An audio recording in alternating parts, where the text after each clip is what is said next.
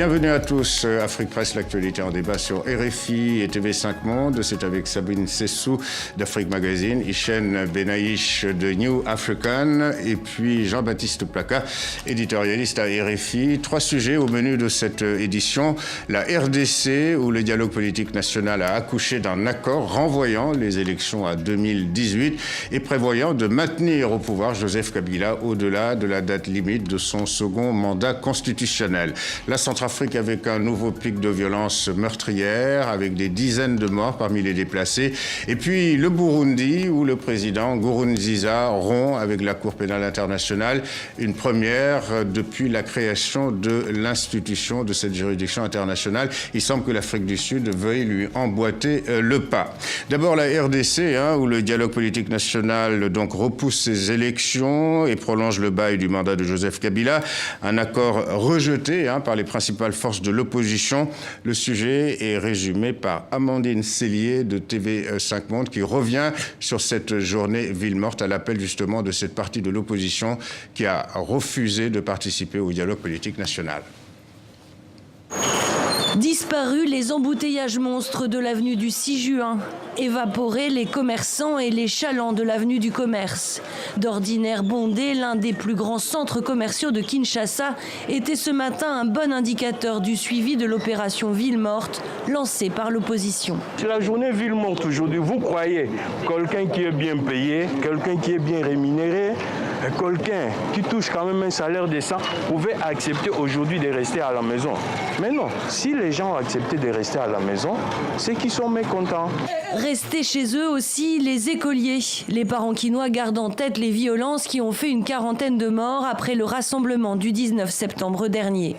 Au lendemain de la signature d'un accord entre la majorité présidentielle et une frange minoritaire de l'opposition pour reporter l'élection présidentielle à avril 2018, les différents partis du grand rassemblement d'opposition autour d'Étienne Tshisekedi n'entendent pas baisser les bras.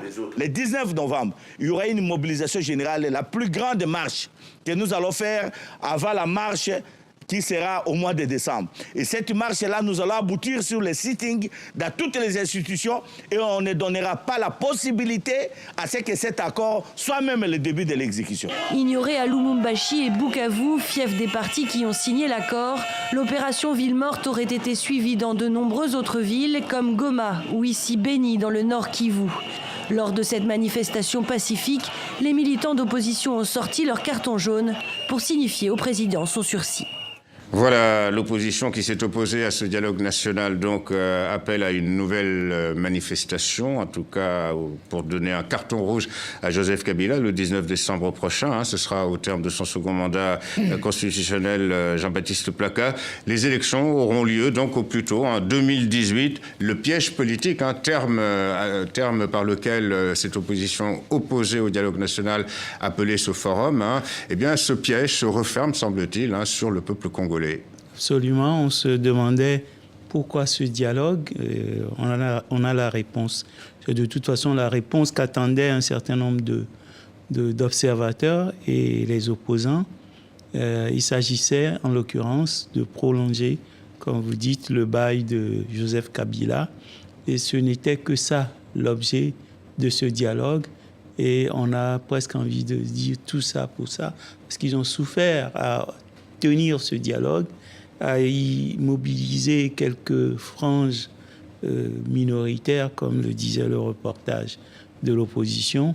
Aujourd'hui, on a le sentiment que le pouvoir est face à ses propres contradictions, c'est-à-dire qu'il ne s'est rien passé de concret en RDC, et le président de la République, dont le mandat arrive à échéance au mois de décembre, le 19 décembre, veut rester.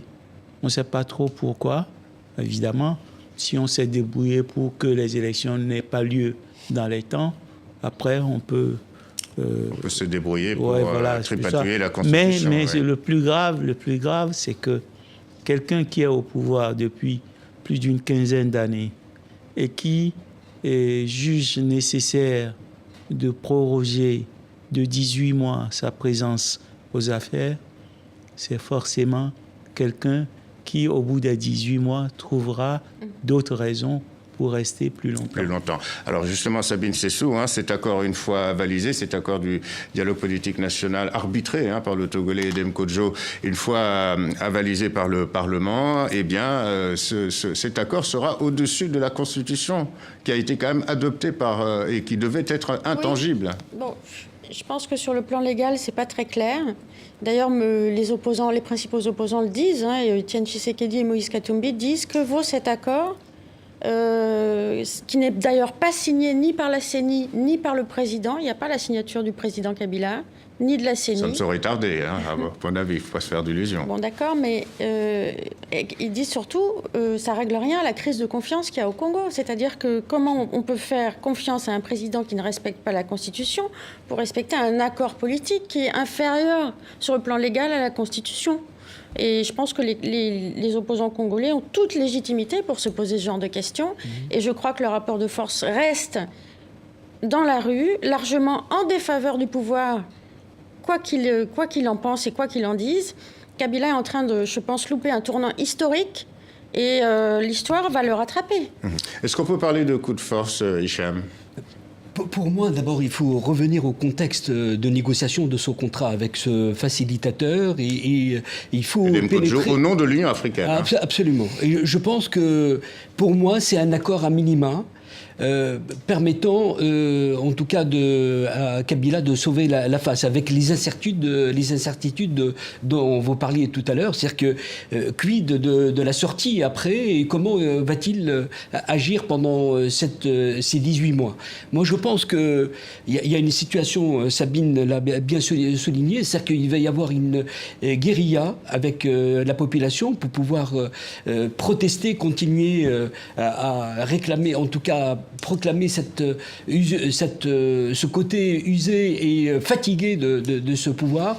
Et je pense que ça va être très tendu pour les mois à venir, ça c'est certain. Alors Jean-Baptiste, on a vu donc que pour l'instant l'opposition opposée à ce dialogue national, Étienne Tshisekedi, Moïse Katumbi et d'autres, Olinga Koy, qu'on a entendu dans le sujet, a recours, je dirais, à des démonstrations pacifiques, une journée ville morte, mais on voit mal d'ailleurs quel type d'actions différentes pourrait mener cette opposition compte tenu de la répression qui s'est abattue sur les manifestants en septembre dernier à Kinshasa. 50 morts. Oui, une cinquantaine de morts et, doit-on dire, aucune réaction sur le plan international, finalement. C'est-à-dire qu'il y a eu aucune action, des condamnations, mais rien on ne peut pas, même si c'est un pays très peuplé, se permettre pour une simple manifestation demandant le respect des délais de tenue des élections, pour une simple manifestation de ce genre, autant de morts et aucune conséquence. Et le pouvoir doit sans doute se dire, d'ici à la fin des 18 mois, il faudra en tuer encore 500, et puis après, davantage s'il en faut. Mais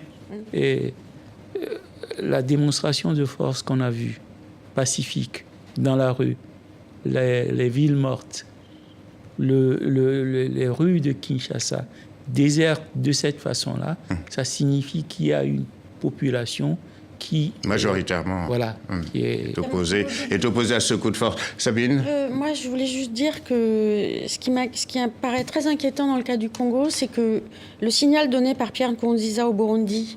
on va y revenir sur Pierre Nkurunziza. Oui, on va y revenir, mais c'est un peu le brouillon de ce qui pourrait se passer en RDC, sauf que ce n'est pas du tout les mêmes pays, la même histoire, la même population, etc. Mais c'est quand même très inquiétant de voir à quel point la communauté internationale laisse tomber le Burundi, qui est dans un combat pour la démocratie et qui menace de régresser dans des cycles de violence incroyables. En tout cas, soulignons tout de même les mises en garde qui fusent de toutes parts depuis cet accord annoncé en RDC sur le glissement, sur la transition. Mise en garde de la France qui considère que c'est un accord qui ne tient pas la route par la voie de son... C'est le minimum qu'on puisse faire. Voilà. L'Union européenne qui menace également de prendre des sanctions ciblées contre les dirigeants dirigeants congolais si ces élections n'étaient pas convoquées plus tôt qu'en avril 2018.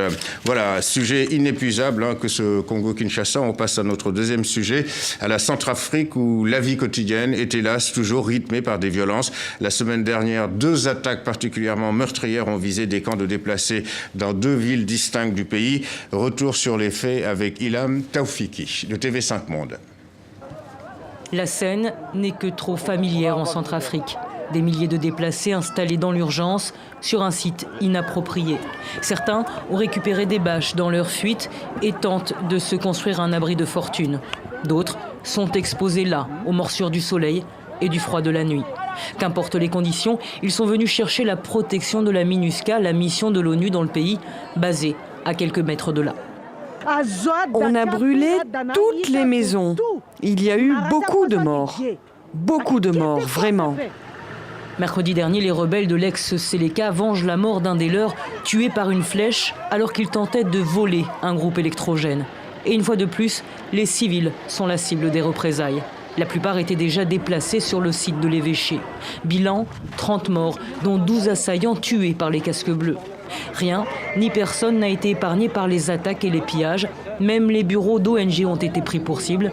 Les organisations humanitaires ont d'ailleurs suspendu leur activité, laissant les déplacés totalement démunis. Mais vraiment, c'est impossible. C'est vraiment très impossible. Nous qui sommes affectés ici, on va faire comment? On va faire comment? À Kagabandoro et dans les environs, au moins 200 000 personnes sont privées d'assistance et l'insécurité alimentaire affecte 120 000 personnes selon les Nations Unies. Voilà, cette impossible quête de paix, Jean-Baptiste Plaka, qui touche de plein fouet les populations civiles. D'ailleurs, la MINUSCA a recensé, rien que cette semaine, plus d'une trentaine d'atteintes aux droits de l'homme qui se sont soldées par des morts. D'après un des communiqués de cette MINUSCA, les 12 000 casques bleus de cette mission de l'ONU en Centrafrique peinent visiblement à stabiliser le pays. Le président Touadéra, président démocratiquement élu, paraît également impuissant, et les derniers éléments de la force sangariste, la force française, vont partir de Centrafrique. On voit mal dans ces conditions comment cette Centrafrique pourrait être stabilisée et pacifiée. Nous parlions de la RDC. Il faut voir la puissance d'investissement des Nations Unies en hommes et en moyens dans ce pays depuis justement une quinzaine d'années. 20 ans. En RDC, oui.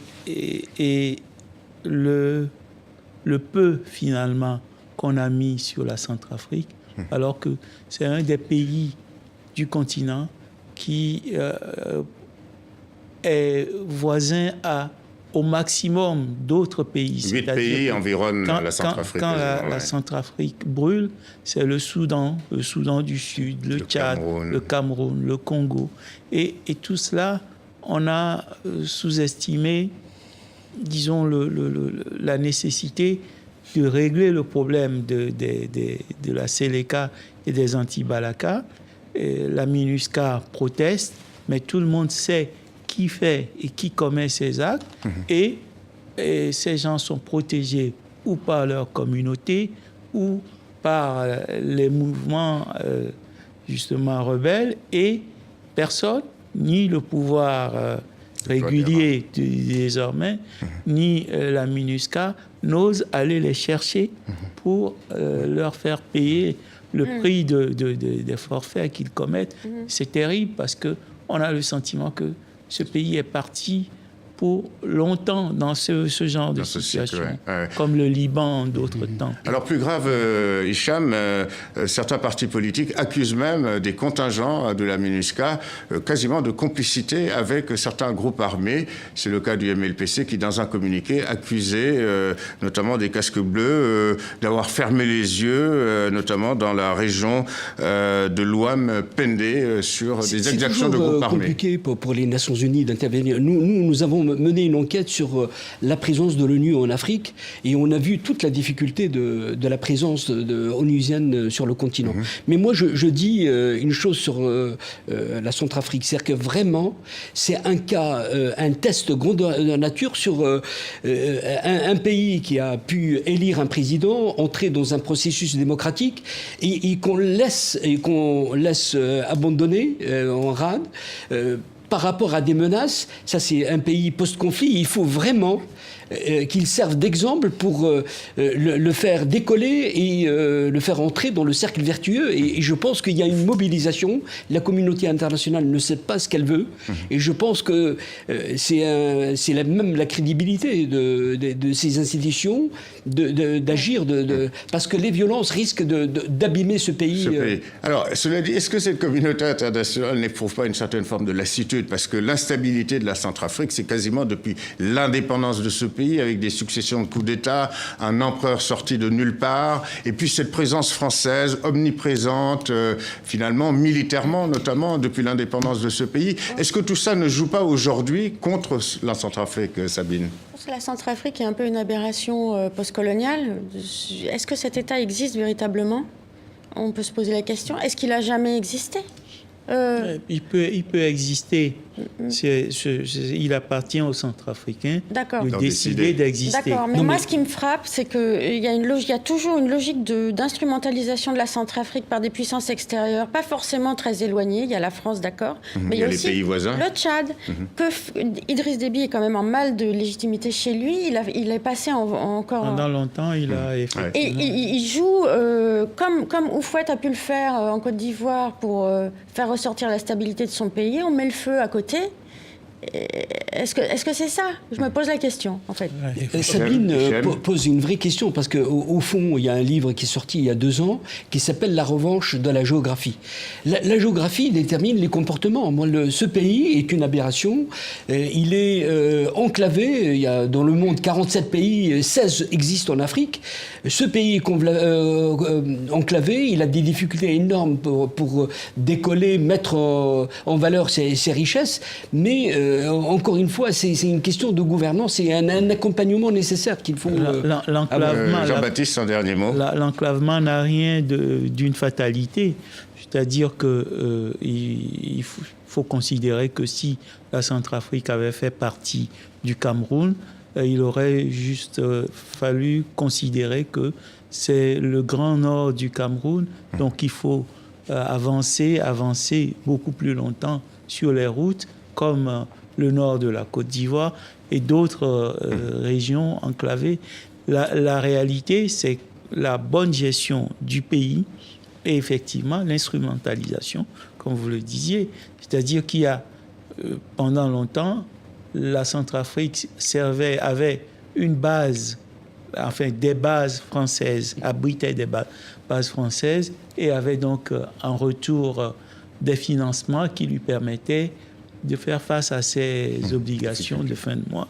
Et un jour, on a décidé que les bases fermaient et puis donc on ne donnait plus d'argent et subitement il a fallu chercher à vivre par eux-mêmes. Mais un ancien Premier ministre de Centrafrique, Martin Ziguélé, nous disait un jour que quand on gère bien, la Centrafrique a les moyens de faire face à ces contraintes. Voilà. À l'évidence. RFI, TV5 Monde, on aborde donc le 3e sujet d'Afrique Presse. Cette semaine, Jean-Baptiste Plaka, le Burundi qui se retire de la CPI. Et ce vendredi matin, on a appris que l'Afrique du Sud voulait lui emboîter le pas. Cette décision a été votée par le Parlement de Bujumbura. Donc après avoir refusé une force d'interposition des observateurs, après avoir mis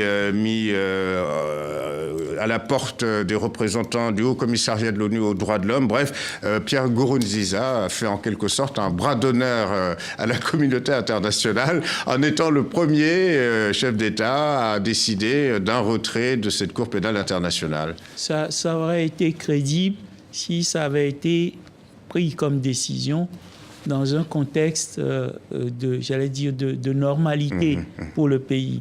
Mais quand vous êtes coincé sur le plan de vos violations des droits de l'homme et que vous sentez bien qu'on a vous êtes en train d'être cerné et vous dites on se retire, c'est comme si chaque citoyen pouvait dire bon, je sors de la République pour... Bien sûr.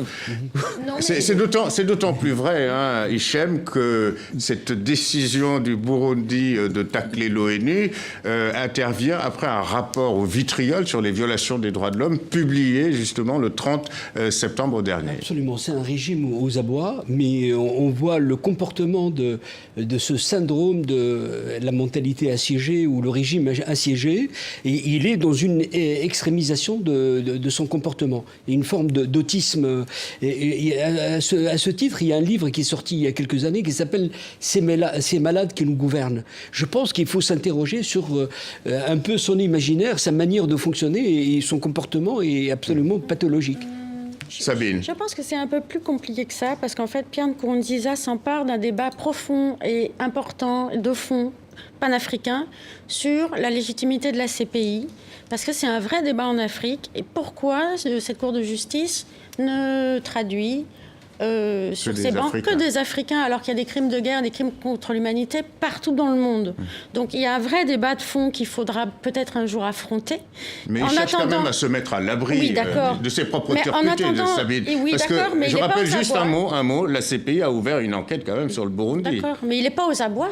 Nkurunziza n'est pas... Pour l'instant. Nkurunziza, mais est-ce qu'on peut réfléchir 2 minutes à pourquoi Pierre Nkurunziza, plus d'1 an après la crise chez lui, malgré des sanctions internationales, continue de payer ses fonctionnaires? Avec quoi ? Avec quoi Pierre Nkurunziza paye ses fonctionnaires? Quels sont les intérêts internationaux au Burundi qui s'assurent que le Burundi reste sur une route d'exportation du coltan du Nord Kivu vers Dar es Salaam?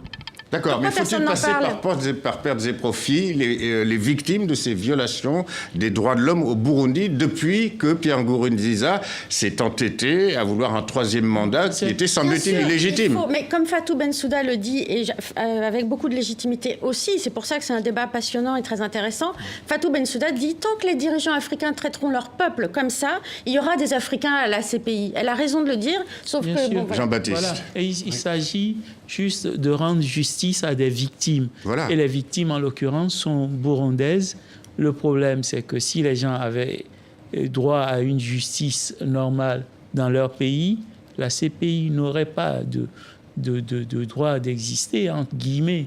Mais elle existe parce que en Centrafrique, au Burundi et dans bien d'autres pays, les gens sont victimes de brutalité, de crimes de guerre, de crimes contre l'humanité, et qui ne peuvent pas compter sur la justice nationale. Maintenant, la CPI, effectivement, a besoin de justifier son existence en étant plus crédible, parce que parfois, on a le sentiment que cette cour est une cour de convenance pour, par exemple, libérer, je ne sais pas, Kabila, Dupois, Bemba, juger Laurent Gbagbo et laisser libre les assassins qui ont aidé Ouattara à arriver au pouvoir. Ce n'est pas correct, et effectivement, cette cour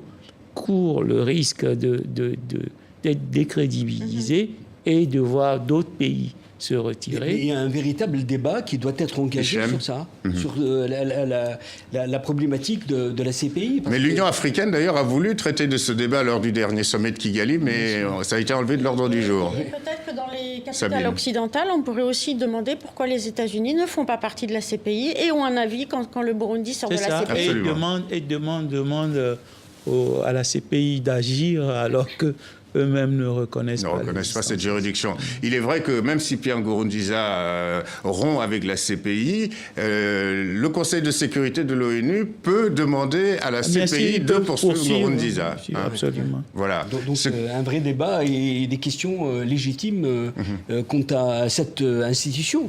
Et le retrait de l'Afrique du Sud annoncé, Sabine ? Oui, bon, ça fait sourire parce que franchement, Jacob Zuma, s'il pense qu'il va s'en sortir, il y a quand même une justice chez lui qui va le traquer Bien après. sûr.